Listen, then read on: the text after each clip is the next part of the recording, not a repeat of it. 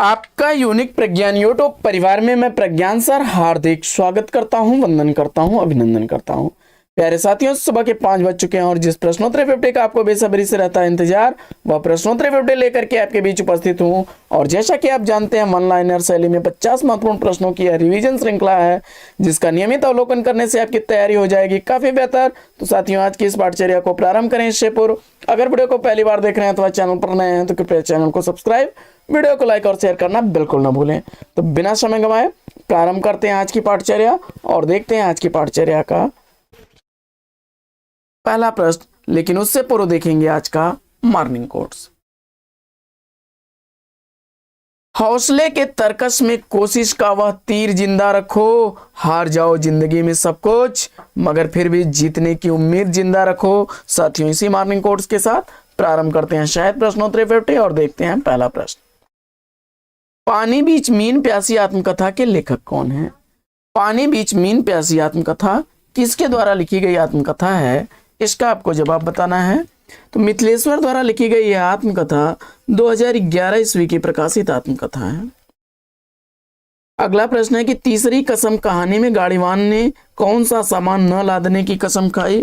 तो तीसरी कसम कहानी में गाड़ीवान ने कंपनी की औरत, चोर बाजारी का सामान और बांस न लादने की कसम खाई। फणीश्वर नाथ रेणु द्वारा लिखी गई यह कहानी है। सेनापति उदल नाटक के नाटककार कौन है? तो सेनापति उदल नाटक वृंदावन लाल वर्मा द्वारा लिखा गया 1909 ईस्वी का प्रकाशित नाटक है। कामायनी को रहस्यवाद का पहला महाकाव्य किसने कहा है? कामायनी को रहस्यवाद का पहला महाकाव्य कहने वाले सूर्यकांत त्रिपाठी निराला जी हैं। सृजन की थकन भूल जा देवता, अभी तो पड़ी है धरा यद बनी। इन पंक्तियों के रचनाकार कौन है? तो जवाब हो जाएगा यह धर्मवीर भारती की पंक्तियां हैं। अगला प्रश्न है कि बच्चन सिंह सिहरसा गया, उसके हाथों में अभ्यस्त निठुराई को जैसे किसी मानवीय कोमलता ने धीरे से छू लिया। उपयुक्त कथन किस कहानी का है? तो जवाब हो जाएगा राजा निर्बंसिया से अवतरित कमलेश्वर द्वारा लिखी गई कहानी का यह अंश है। 1957 ईस्वी इस कहानी का प्रकाशन वर्ष। पाताल विजय नाटक के लेखक कौन है? तो पाताल विजय नाटक के लेखक हरिकृष्ण प्रेमी जी हैं। 1936 ईस्वी इसका प्रकाशन वर्ष है। अगला प्रश्न है कि अशोक के फूल निबंध के निबंधकार कौन है? तो अशोक के फूल निबंध हजारी प्रसाद द्विवेदी जी द्वारा लिखा गया 1948 ईस्वी का प्रकाशित निबंध है। अगला प्रश्न है कि मेरी आत्मकहानी आत्मकथा के लेखक कौन है? तो मेरी आत्मकहानी आत्मकथा श्याम सुंदर दास द्वारा लिखी गई 1941 ईस्वी की प्रकाशित आत्मकथा है। अगला प्रश्न, वो लोकायतन का प्रकाशन वर्ष क्या है? तो लोकायतन कृति का प्रकाशन वर्ष आपको बताना है। 1964 ईस्वी का प्रकाशित यह ग्रंथ सुमित्रा नंदन पंत द्वारा लिखा गया है।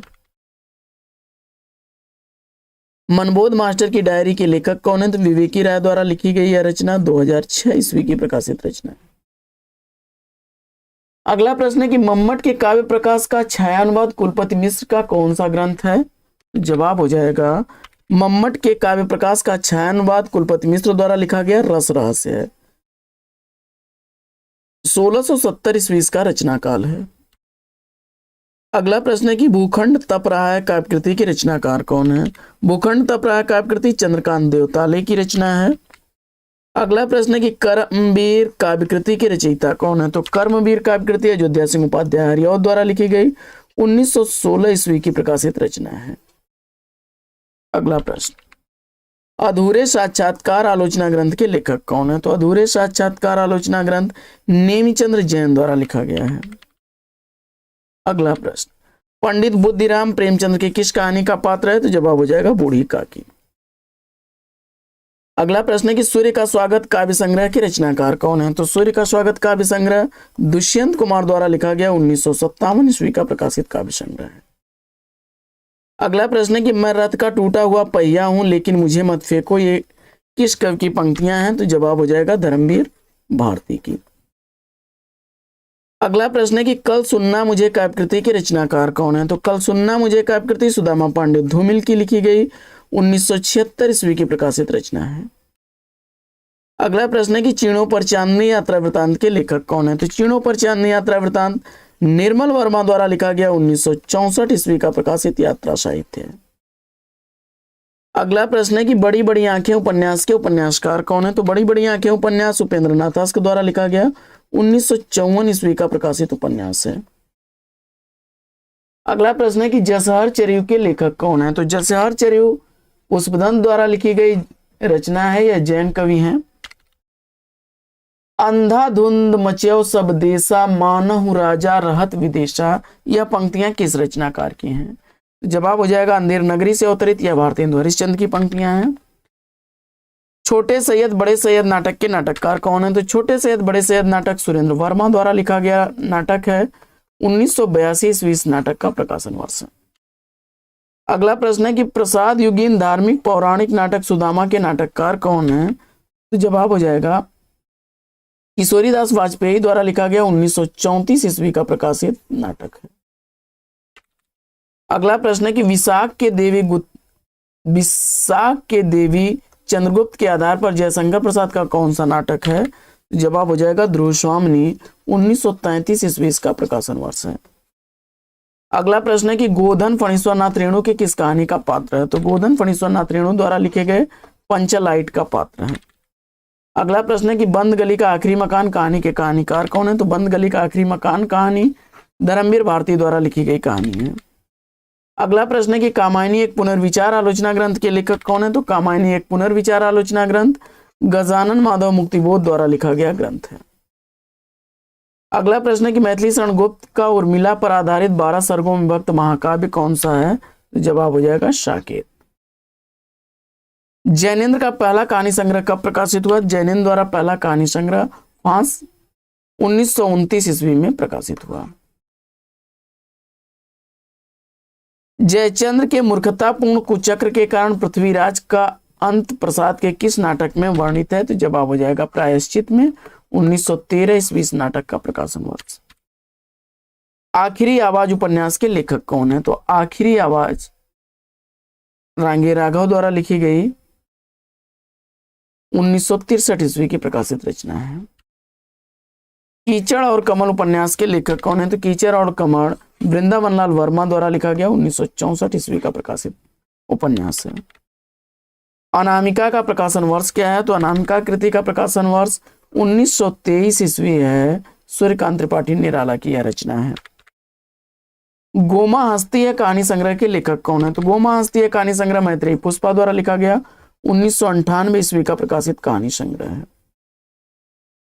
अगला प्रश्न है कि हिंदी का प्रथम मार्क्सवादी आलोचक किसे माना जाता है? तो हिंदी का प्रथम मार्क्सवादी आलोचक शिवदान सिंह चौहान को माना जाता है।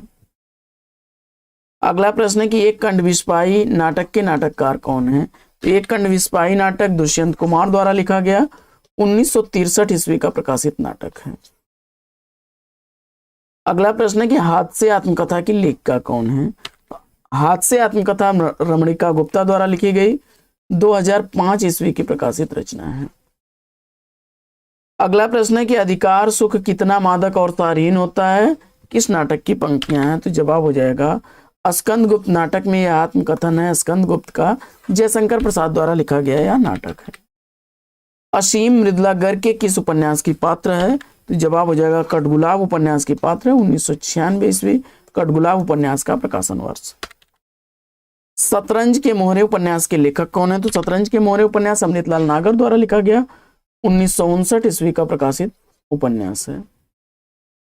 अगला प्रश्न है कि नेताजी कहीन उपन्यास के उपन्यासकार कौन है? तो नेताजी कहीन उपन्यास मनोहर श्याम जोशी द्वारा लिखा गया उपन्यास है।